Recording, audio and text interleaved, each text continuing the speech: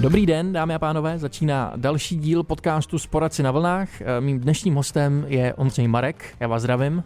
Dobrý den, děkuji za pozvání. Ondřej Marek je spolumajitelem poradenské firmy Stone & Belter, specializuje se na zahraniční klientelu, kdy pomáhá například expatům při získávání bydlení a hypotečního úvěru. Je velmi pracovitý a jde příkladem všem lidem ve firmě. Ondro, speciálně ta poslední věta mě v tomto směru zaujala, když ji čtu teď nahlas.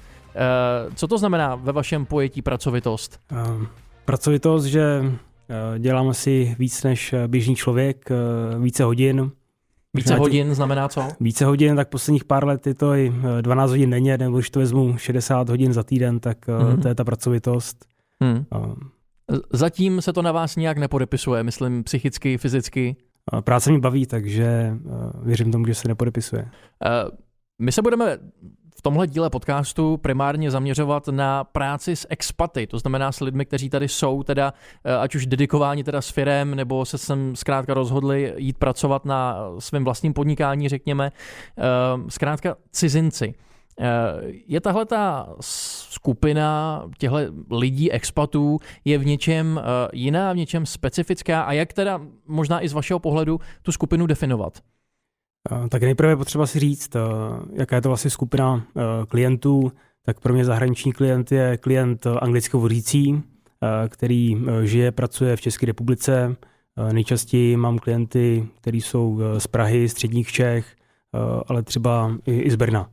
Jo, mezi tu zahraniční klientelu v mém podání nepovažuji třeba zahraniční klienty z Ukrajiny, Slováky, kteří dlouhodobě žijí, ale pro mě zahraniční klient, anglicky hovořící klient, který je ze všech koutů světa. Může to být z Evropy, z Ameriky, měl jsem klienty z Austrálie, z Afriky, opravdu ze všech koutů světa. Zvyšuje se ten počet těch expatů tady u nás? Já vnímám, že těch poptávek je víc a víc. Je tam rostoucí trend a je vidět, že v tomhletom hlavně Praha se stává evropskou metropolí, že sem míří více firem, takže určitě ten počet z mýho pohledu a zkušenosti se zvyšuje. No a co se týče toho zaměření samotného, tak já jsem se s tím upřímně nesetkal, že by se někdo zaměřil třeba na skupinu expatů z hlediska finančního poradenství. V čem to třeba pro vás dávalo smysl?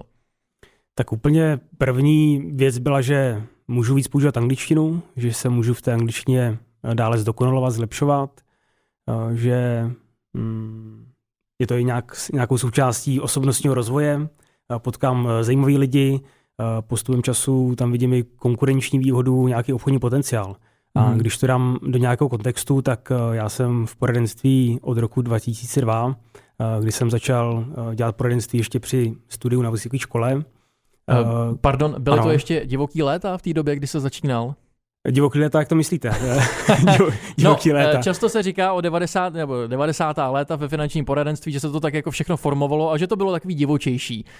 V tom roce, kdy vy jste začínal, tak jak jste to tehdy vnímal? Rozhodně, tak ta kvalita poradenství byla úplně jiná.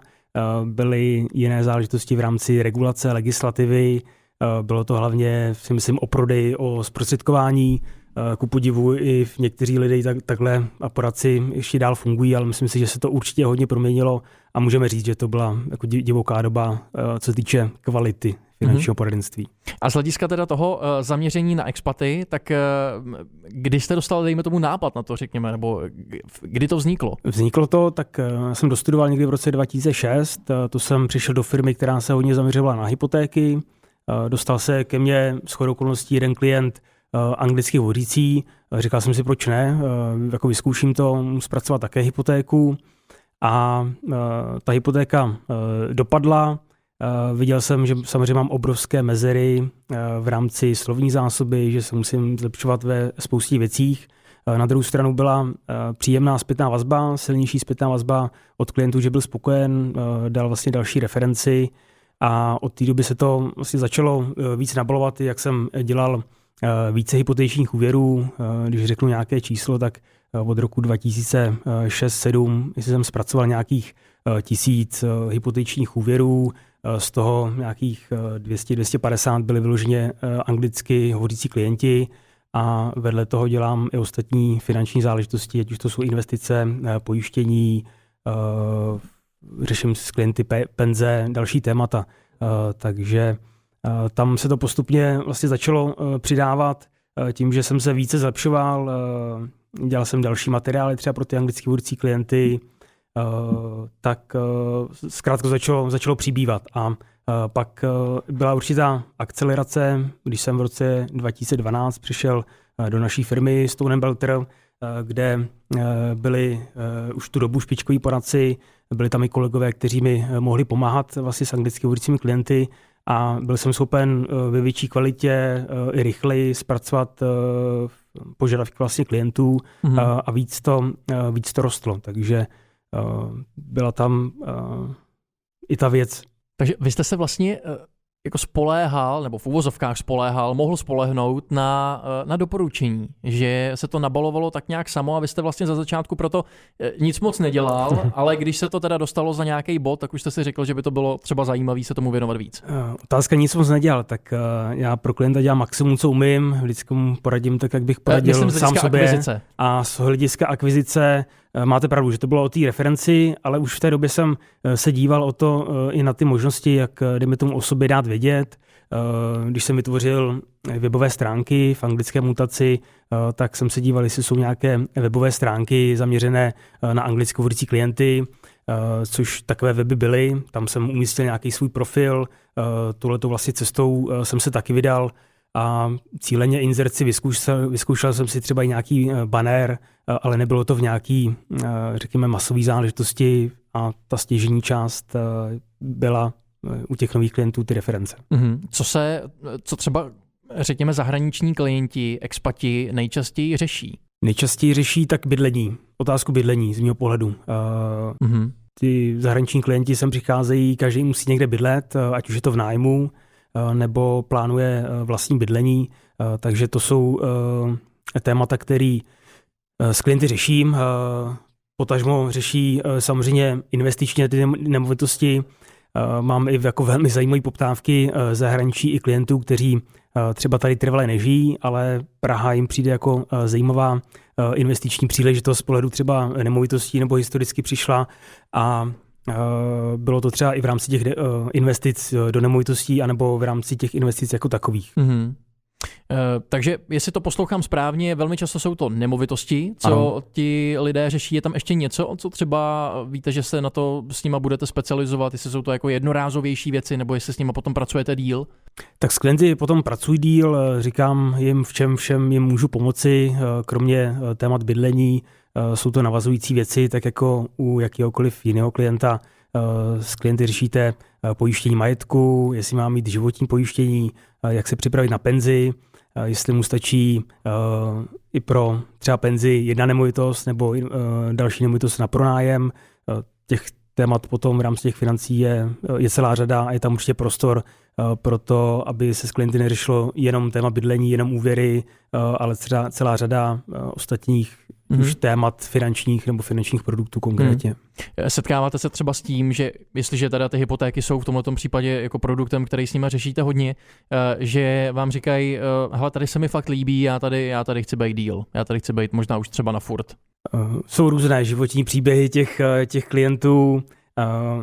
Někdo sem jde jako s vidinou toho, že to je na rok, nějaká pracovní štace, že potom se přesune dál a pak tady expati zůstávají, ať už z jakýkoliv důvodů, že se jim tady líbí město, líbí se jim další věci, kulturní památky, možná paradoxně třeba mentalita nebo způsob života, anebo jsou to čistě ekonomické důvody, že mají relativně slušný plat,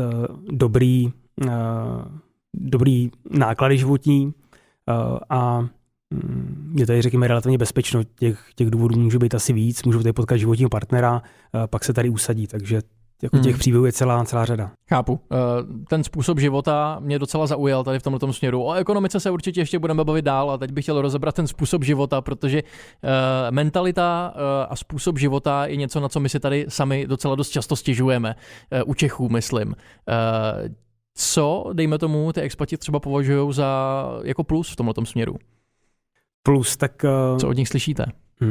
Zase záleží jak kdo. Je otázka, jestli to je člověk, který je z východní Evropy, z západní Evropy, z Asie. ale svým způsobem tady věci fungují. Může tady být nějaký jako systém věcí, neřeknu jako v Německu nebo v Rakousku, ale jako když se bavím třeba s někým z Jižní Evropy, tak mi říká, že jsem strašně systematický, že prostě ty věci dodržu v termínech, že všechno je prostě na čas, jak se řekne. A zároveň jako na druhou stranu to není třeba jenom tady o práci, myslím si, že i lidi tady umějí jako žít, užívat si volný život, tak každý si v tom může najít něco jiného. Setkal jste se někdy s nějakými kuriózními případy z hlediska práce s expaty? Tak kuriózní případy, tak těch byla celá řada, ať už to jsou expati nebo Češi, těch životních příběhů je tolik a prožíváte to s klienty, ale kuriózní mi přišla jedna poptávka, která byla vlastně na základě jako jednodušší inzerce na jednom portálu, kde mi přišla poptávka na úvěr ve výši 80 milionů korun. Když si uvědomíme to, že průměrná hypotéka v České republice je 2,5 milionu korun, tak je to určitě nadstandardní úvěr. A úvěr 80 milionů ne každý nebo málo kdo z poradců, málo jaký hypoteční makléř zpracoval.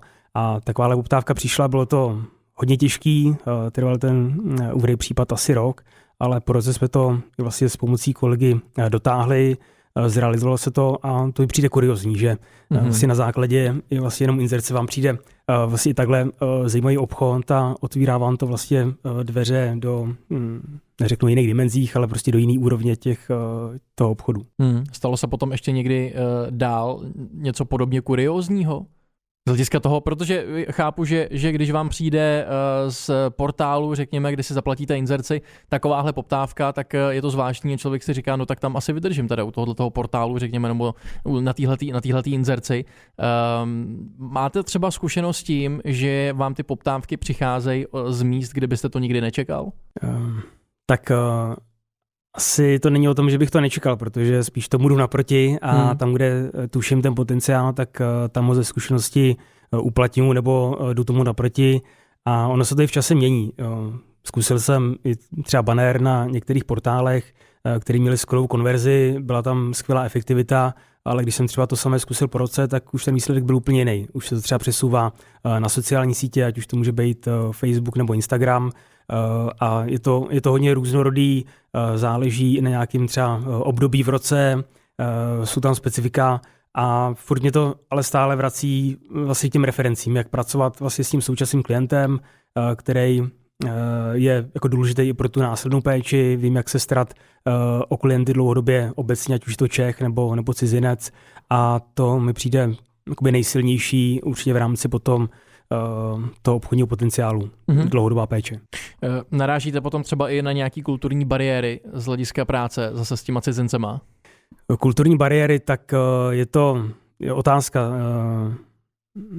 Já jsem člověk, který nemá předsudky, sám jsem strávil nějaký čas v zahraničí, myslím si, že se dokážu vcítit do kůže těch klientů a na každý jednání jdu s tím stejným cílem, poslechnout si klienta, pomoct mu nejlépe, jak dovedu a myslím si, že tohleto ty klienti vidí a i když tam jsou samozřejmě určitý rozdíly, pokud i člověk vyrůstal 20 let někde na druhé straně světa, ty věci tam fungovaly jinak, tak má zažitý samozřejmě různý věci, jiné záležitosti, ale pak jako je důležitý, že s tím člověkem si sednete, nebo on pochopí, že to si myslíte dobře, že mu chcete pomoct a narazíte na inteligentního člověka, který je z zahraničí, který je z Čech a to platí naopak. Takže já tam jako nevnímám až takový kulturní rozdíly, tak můžou slavit samozřejmě Vánoce někdy jindy a je tam jako celá řada věcí, ale nepovažuji to, nelimituje mě to v té práci s klienty. Není to prostě tak, že byste si řekl, no tak s tímhletím člověkem nemám šanci se domluvit, protože je z jiného koutu světa a já tomu prostě nerozumím. No tak je to výzva.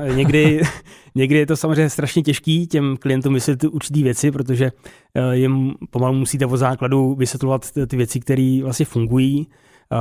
Je tam spousta specifik. Já když vám budu vysvětlovat, jak fungují věci s katastrem, při koupi nemovitosti, co je vlastně v kupní smlouvě, tak už takhle to může být vlastně složitý. Na to, že to vysvětluju vlastně cizinci v angličtině, takže je to náročnější, může to být jako někdy na hraně toho, že si řeknu, tohle to nemá smysl, to prostě jako nedám. Nemám šanci mu to vysvětlit, jo. Ale asi je to teda o nějaký trpělivosti, protože ta práce s klientem je v tomhletom jiná v tom smyslu, že zatímco, dejme tomu, kdyby to byl Čech a domluvíte se velmi jednoduše, tak mu to prostě, i když to je složitější téma, tak mu to jste schopný nějakým způsobem teda vysvětlit, nakreslit nebo prostě nějak mu to jako říct, aby to pochopil.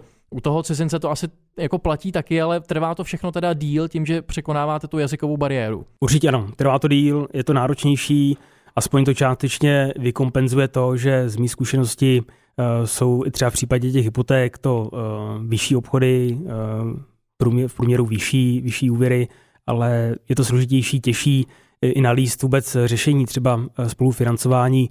V těch bankách jsou velký rozdíly, jestli je klient z Evropské unie, mimo Evropskou unii, jestli má trvalý pobyt nebo přechodný pobyt, jestli začal podnikat. Je tam jako spoustu věcí, na který narážíte. A myslíte administrativně?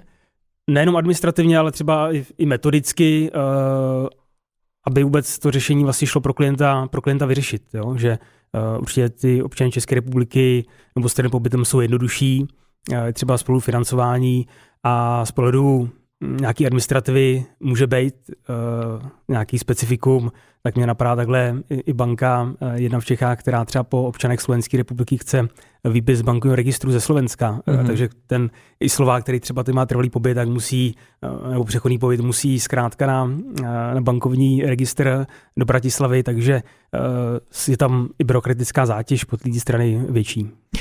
No a my jsme to teď možná trochu nakousli, co se týče problémů, který ty expati zažívají, tak jsou to teda to, co jste asi teďka popisoval, nebo najdete tam ještě nějaký problém, se kterým jste se setkal a který vám třeba dal lidově řečeno zabrat? Přemýšlím ještě, co dalšího. Už jsem to asi zmínil, je tam jako celá řada věcí. Když vezmu i ty jiné témata než ty úvěry, hypotéky, tak i v rámci investic je i rozdílná, řekněme, edukace těch zahraničních klientů, jak třeba fungují akcie, trhy, jak fungují investice. Dejme tomu klient z západní Evropy tyhle ty věci víc chápe, má třeba větší znalost, je na to zvyklý, že třeba takhle spoří jeho rodiče a vnímá třeba akci jako nezbytnou součást přípravy na penzi. Jiný to bude u klientů třeba z východní Evropy, který jsou víc orientovaný třeba na nemovitosti, nebo pak další jako specifické oblasti, kdy třeba životní pojištění určitý typ klientů z různých zemí zkrátka není schopen vstřebat, akceptovat a potom používat. Takže to jsou ty specifika, rozdíly, které jsou jako velmi pestrý.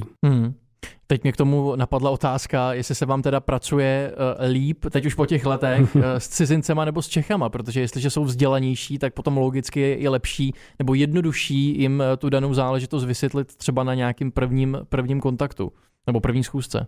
Takhle jsem o tom nikdy nepřemýšlel, jestli se mi s někým pracuje líp nebo hůř. Může to být taky tak. Určitě hůř. Je to složitější. S expaty je to složitější. Na druhou stranu já od nich vnímám a dostávám silnější zpětnou vazbu. Jak to vypadá, ta zpětná vazba silnější?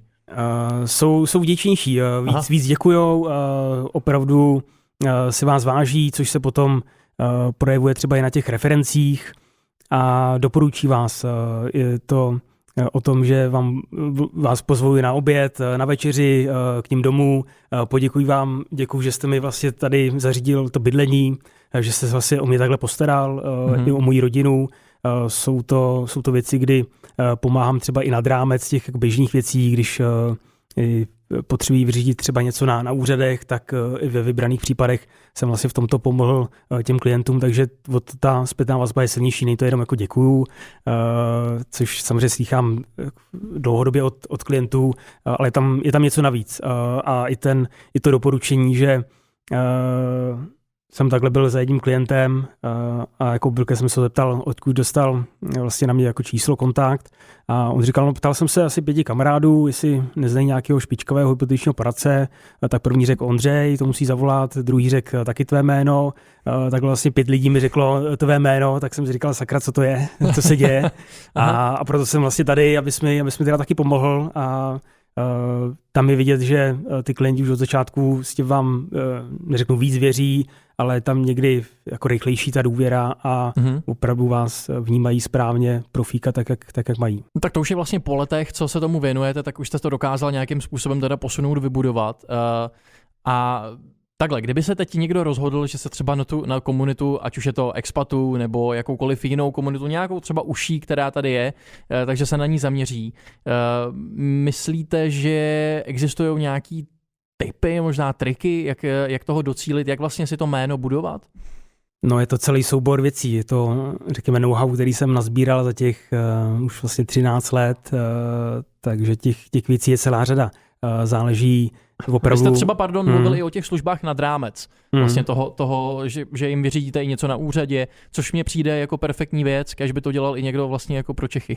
Tak je to v nějakém detailu, tak já mám vždycky zájem o tu druhou stranu, o toho klienta, ptám se vlastně, co řeší, pokud řeší vyhledání nemovitosti, tak mu umím i říct, tady je třeba naše realitní kancelář, nebo člověk, který tomu rozumí, řešíte třeba pro děti, školu, tak vím třeba o nějaké brožuře, která je zaměřená vlastně na anglicky hovořící klienty a jsou to nějaké vlastně detaily, které vlastně utváří potom ten rámec, nějaký typy, triky, je to soubor spousta věcí. Vlastně detailů, který přesně, jak jste říkal, dělají teda ten výsledek. Který nejsou automatický a který na každého klienta můžou fungovat trošku jinak, ať už je z Evropy nebo třeba z Ameriky, tak jsou tam i nějaké jako drobné nuance. Nedá se říct, že by jedno pravidlo fungovalo na všechny a pokud by opravdu někdo měl zájem, že jako tato klientela zajímá, tak klidně ať se na mě obrátí. Já jsem v tomhletom člověk, který se podělí rád o své zkušenosti, o nějaké své best practice a i v rámci špičkových poradců, co fungují v České republice, jak se potkám s mnoha lidmi, kdy si ty zkušenosti vyměňujeme, takže já s tímhletím nemám problém. Zajímá mě ještě, jakým způsobem vlastně vůbec ta cizinecká komunita tady, řekněme třeba v Praze, kde bude asi největší, jak vůbec funguje. My už jsme to tady trochu nakousli, že hodně teda pracují na doporučení, ale zajímá mě, jestli se opravdu mezi sebou ty lidé znají. Nebo jestli se vůbec vyhledávají? Tak když vezmu ty čísla, tak já jsem teďka četl nějakou statistiku, že 13% zaměstnanců jsou vlastně cizinci, nebo když vezmeme ten obecný počet, že je tady 500 000 cizinců, převážně teda Slováci, Ukrajinci, třeba Vietnamci, tak ty fungují v rámci komunity určitě jinak, než potom třeba komunita lidí, kteří jsou, mě napadá třeba z Balkánu, kde máme hodně klientů, a nebo v nějaké korporaci, kde jsou lidi vlastně z celého světa a díky ty jazykové bariéře se nepotkávají třeba s tolika lidmi jako běžný Čech, jsou v nějaký uzavřenější skupině lidí, nevím, 20, možná 50 lidí a o to intenzivněji si vlastně sdílí ty zkušenosti. A určitě si víc řeknou to, co funguje, to, co nefunguje, s čím byli spokojení, s čím byli nespokojení.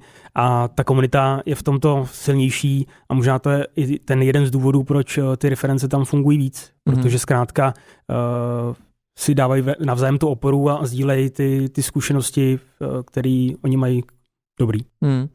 Vnímáte třeba, a už jsme to tady asi i nakousli, jestli jsou tihle lidé finančně třeba gramotnější než česká populace? Záleží, nemám nějakou statistiku. Nedá se to úplně tvrdit, že já nevím, třeba tihle manažeři jsou v tomhletom smyslu, kteří třeba přicházejí z cizích zemí, takže jsou v tomhletom směru poučenější, řekněme, než manažer třeba Čech. To si nemyslím, že by tam byly až takovéto rozdíly, tak já potkám hlavně potom klienty nebo cizince, expaty, který ať už podnikají, tak to jsou určitě inteligentní lidi, kteří rozumí biznisu, anebo potom zaměstnanci, kteří zase do Prahy a do dané firmy se dostali, že museli něco překonat, pracují na sobě, nevím, jestli jsou vzdělanější, ale zajímají se o ty věci kolem sebe a já potkám hlavně i lidi třeba na manažerských pozicích, nebo potom na ty top manažery, kteří samozřejmě jsou velmi vzdělaní, jsou zkušení lidé, tak asi takto. A ještě důvody vlastně toho příchodu těch expatů sem do České republiky, co je sem vede, pokud to samozřejmě není nařízení zhora, ale když sem opravdu mají možnost vycestovat, tak zajímá mě to finanční část samozřejmě v tomto případě. Vydělají si tady? Vydělají si tady, myslím si, že nominálně plat třeba nemusí být až tak vysoký, jako v jiných státech. Jsou tady, si myslím, relativně nízký životní náklady, až možná v tuhletu chvíli nebo za ty poslední roky na bydlení, a zase to je velmi individuální. Ono máte klienta, třeba ruská klientela, tak ty spíš ty nemovitosti mají, nebo ty peníze mají, spíše sem investují, nejdou sem asi cíleně za penězi, jsou potom klienti z východní Evropy nebo z jižní Evropy, nebo třeba z Balkánu, kteří se sem dostali historicky třeba i kvůli válce na Balkánu, anebo že zkrátka tady mají víc příležitostí, že jim Praha poskytuje víc příležitostí než nějaký menší městečka, kde žili, ať už kdekoliv v Evropě. Pak jsou tady určitě nějaký top manažeři, kteří sem přišli, protože Praha nějakým sem třeba přitahovala, mají tady i zajímavý plat, a může to být o tom platu nebo vůbec o těch celkových nákladech, který mají na život. Mm-hmm. Vy jste říkal na začátku úplně, že jste vyřídil kolika tisícovce? Ano, nějakých 1000 obchodních případů, co se týče hypoték a možná další 1000 investic pojištění. A že když se vezmeme teda tu anglicky mluvící cizineckou komunitu tady u nás, tak že jich je zhruba 200 000, 250 000, když to teda rozdělíme, řekněme. Napadá mi k tomu otázka, co teda ještě chystáte dál, jestli opravdu chcete oslovit všechny. Tak všechny, ne každý potřebuje úvěr, hypotéku, když se budeme bavit o hypotékách, Protože jsou to většinou lidi pravděpodobně v aktivním věku, kteří opravdu jsou třeba cílová skupina, nebo zajímavá cílová skupina. Určitě v tom zaměření na expaty chci pokračovat. Baví mě tato skupina lidí, vidím tam tu obchodní příležitost, vidím tam i konkurenční výhodu, naplňuje mě to vlastně ta práce, ta odezva od těch lidí, takže určitě v tom hodlám pokračovat i s kolegy ve firmě, díky kterým vlastně můžeme obsáhnout větší počet lidí. Nevím teda, jestli je to úplně počet nějakých 200 000 jako klientů zahraničních, to úplně jako nebude to číslo, který třeba v rámci Prahy je reálný, kdo se dá oslovit, a i v průměru mám spíš jako nadprůměrně vydělávající klienty, takže dobře, ten potenciál tam je, to číslo, ale zase to jako vezmu s nějakou pokorou, skromností, nejsem jediný, kdo dělá anglicky hovořící klienty, jsou tady i poradci, kteří třeba ten segment klientů dělá, nedá se říct, že by to bylo pole neorané, takže je potřeba dál na sebe pracovat, dál to chci posouvat dál, ať už vezmu někdy 2 roky nazpátek jsem dělal e-book o hypotékách v anglickém jazyce, nyní ho aktualizuju, takže je to třeba materiál, který dám potom vlastně klientům, nebo který, když se s vhodnou formou distribuje, dáváte k tomu vlastně další informace, tak samozřejmě přitahujete ty poptávky těch expatů, a teďka spíš řeším i tu výzvu, že těch poptávek je více, než vlastně stihnu zvládat sám, a je to spíš o tom uchopení, aby jsme i v rámci firmy stále kvalitně obsloužili vlastně větší počet klientů. Hostem dnešního dílu podcastu Z poradce na vlnách byl Ondřej Marek. Já vám moc děkuji za rozhovor. Děkuji za pozvání.